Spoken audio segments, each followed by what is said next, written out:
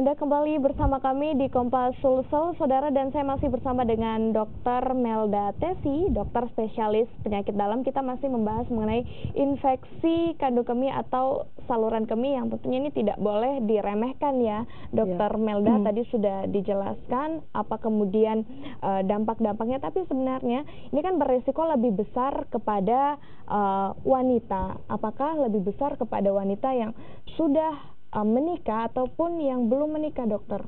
Iya, jadi salah satu faktor resiko untuk terjadinya infeksi saluran kemih itu memang dari hubungan seksual. Jadi kalau sudah menikah ya tentu resikonya lebih besar daripada yang belum menikah. Mengapa demikian? Karena hubungan seksual itu kan kita tidak tahu, misalnya prianya kumannya itu dibawa dari prianya gitu, dari pasangannya. Nah, dengan hubungan seksual itu akan meningkatkan resiko terjadinya infeksi saluran kemih pada wanita tersebut. Apakah resiko tersebut ini dapat berdampak juga pada reproduksi atau organ reproduksi dari wanita itu sendiri, dokter? Kalau secara langsung tidak, tapi memang kalau wanita itu sementara hamil, ya mengandung, lalu didiagnosis sebagai infeksi saluran kemih, maka itu harusnya diobati. Baik. Iya, mesti diobati. Jadi mesti diobati begitu. Lalu sebenarnya kalau dampak dari infeksi kandung kemih itu sendiri, organ selain ginjal itu sendiri, apalagi yang kemudian dapat berpeluang untuk infeksi? Ya, kalau infeksi memang pertamanya di saluran kemih dulu. Tapi kalau infeksinya sudah sampai ke ginjal yang ya termasuk infeksi yang berat ya, itu bisa menyebabkan infeksi yang menyebar ke seluruh tubuh. Sehingga itu bisa berbahaya juga, bisa sampai mengancam jiwa begitu. Oh, baik. Ya, jadi kalau infeksinya tidak tertangani dengan baik.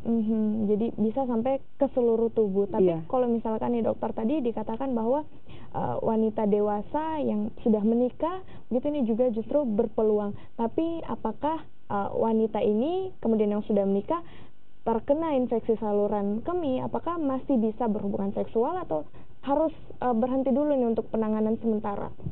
Bisa, tapi memang sebaiknya kalau itu dicurigai adalah penularan dari pasangan, maka dua-duanya harus diobati.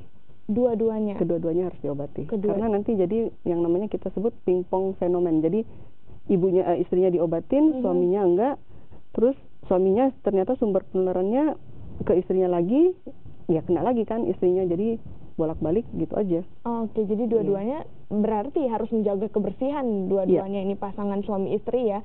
Tapi untuk penanganan awal nih dokter, penanganan dari infeksi kandung kemih untuk kandung kemih yang masih stadium awal ini bagaimana penanganannya? Penanganannya kalau memang ada gejala-gejala seperti itu ya segera memeriksakan diri ke dokter. Karena itu kan perlu pemeriksaan lanjutan. Jadi bukan cuma dari gejala, tapi mungkin kita dokter akan menganjurkan pemeriksaan urin, kencing, air kemihnya. Ya, air kemihnya akan diperiksa, mungkin darahnya juga akan diperiksa. Bahkan mungkin diperlukan pemeriksaan seperti USG untuk melihat gambaran dari kandung kemihnya, dari ginjalnya. Setelah itu sudah dilakukan semuanya dan memang terbukti bahwa ada infeksi saluran kemih, maka diberikan obat. Baik. Ya, tergantung dari penyebabnya, kumannya apa. Jadi tapi dokter kan ini kita ingin mengetahui nih gejala yang kemudian menimpa kita itu kan dari tadi disebutkan ada harus ke kamar mandi terus-terus ini karena pipis-pipis ya istilahnya, buang air kecil terus, tapi kita bisa melihat tidak dari warna air seni yang keluar, apakah berpengaruh mungkin warnanya lebih pekat kah atau seperti apa? Kalau air kemih yang normal itu kan dia agak kuning jernih. Kalau kita banyak minum lalu sering buang air kemih, maka kadang-kadang dia warnanya agak bening, tidak berwarna. Kalau agak tahan kencing sedikit dia akan kuning. Kalau kencing kita agak pekat, kita biasanya kekurangan cairan, dia biasanya berubah jadi warnanya agak mau seperti teh gitu, agak pekat. Baik. Ya, kalau infeksi sendiri sih tidak ada warna yang khusus untuk seperti itu. Jadi memang bukan cuma dari warnanya saja, tapi memang harus diperiksa, urinnya itu harus diperiksa. Oh baik, jadi urinnya harus diperiksa. Tapi dokter, biasanya kalau kita menahan untuk buang air kecil berjam-jam, biasanya kalau pada saat sudah buang air kecil ini yang keluar justru sedikit jumlahnya. Mengapa demikian, dokter? Apakah itu berbahaya atau seperti apa? Ya, pokoknya nggak boleh ditahan. Iya. Oke. Jadi itu justru dapat berdampak ya? Iya. Untuk infeksi itu sendiri. Nah, untuk pengobatannya sendiri infeksi kandung kemih seperti apa, dokter? Kalau infeksi kandung kemih yang masih ringan dengan cuman infeksi di kandung kemih itu biasanya obatnya dokter tuh biasanya memberikan antibiotik, antimikroba itu cuman yang minum saja. Nah, nanti setelah beberapa hari, biasanya 5 hari, 7 hari, kontrol lagi. Jadi setelah diberikan obat, dikontrol lagi, lihat apakah mempan atau tidak. Kalau ternyata tidak mempan, mungkin harus diperiksa lanjut lagi sampai mencari tahu kumannya apa. Terus dia sensitif nggak sama antibiotik yang barusan dikasih sama dokter. Oh, baik. Jangan sampai kumannya nggak mempan sama antibiotik, jadi mesti ganti obat. Kalau infeksinya itu sudah yang berat, yang sampai ke ginjal, itu biasanya harus opname di rumah sakit, rawat inap. Oh, bahkan harus opname atau bisa sampai rawat inap itu sendiri ya. Tapi dokter kan biasanya juga kita melihat kebiasaan dari warga untuk ada sesuatu yang sakit atau terkena penyakit gitu biasanya melakukan obat-obat herbal. Itu boleh nggak sih, dokter? Kami tidak menganjurkan, karena takutnya karena masyarakat percaya seperti itu, terus akhirnya yang harusnya diobati lebih awal, akhirnya malah terlambat. Ke rumah sakitnya kadang-kadang sudah dalam kondisi yang lebih parah. Dan terus terang kita juga selama belum ada penelitian tentang obat herbal ini seberapa aman buat ginjal kita, ya seberapa banyak dosis yang bisa kita minum segala macam. Nah itu kan kita tidak tahu batas keamanannya. Pernah nggak sih ada kejadian seperti itu, dokter? Mungkin pasiennya sebelumnya mengkonsumsi obat-obat herbal, setelah itu mungkin infeksinya semakin parah, baru datang ke rumah sakit. Pernah, tapi yang biasanya itu bukan untuk infeksi, pokoknya minum obat-obat herbal, terus akhirnya masuk ke rumah sakit dengan gagal ginjal segala macam. Bukan cuman infeksi saja. Tapi kalau misalkan infeksi kandung kemih ini kan lebih besar kepada wanita begitu, beresikonya kepada wanita lebih besar, tapi ini justru beresikonya kepada wanita yang masih produktif ataupun menopause juga bisa terkena. Bisa, kedua-duanya bisa. Kedua-duanya bisa, walaupun sedang menopause? Sudah menopause, sudah bisa, karena tadi saya bilang dia lebih rentan dengan kadar estrogen yang rendah, biasanya saluran kemih dan daerah situ tuh biasanya kering ya, lebih rapuh, lebih fragile gitu untuk kena infeksi. Jadi memang daya tahan tubuhnya lah istilahnya tuh lebih rendah lagi. Jadi memang wanita ini sangat berisiko dan lebih rentan untuk infeksi kandung kemih. Lalu sebenarnya apa yang harus dilakukan oleh setiap wanita? Ya bukan hanya wanita sih sebenarnya, karena pria juga ini berdampak. Apa yang harus dilakukan oleh warga untuk mencegah penyakit ini, dokter? Selama kita masih sehat, ya kita harus khusus untuk infeksi saluran kemih ini kita harus minum air putih itu yang cukup. Produksinya air mineral berapa liter dalam sehari? Ya paling sekitar 1,5 sampai 2 liter sehari cukup. Terus kalau rasa ingin buang air kecil jangan ditahan, ya.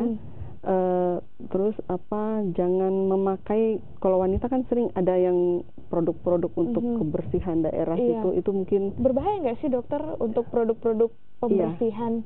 Ada yang itu?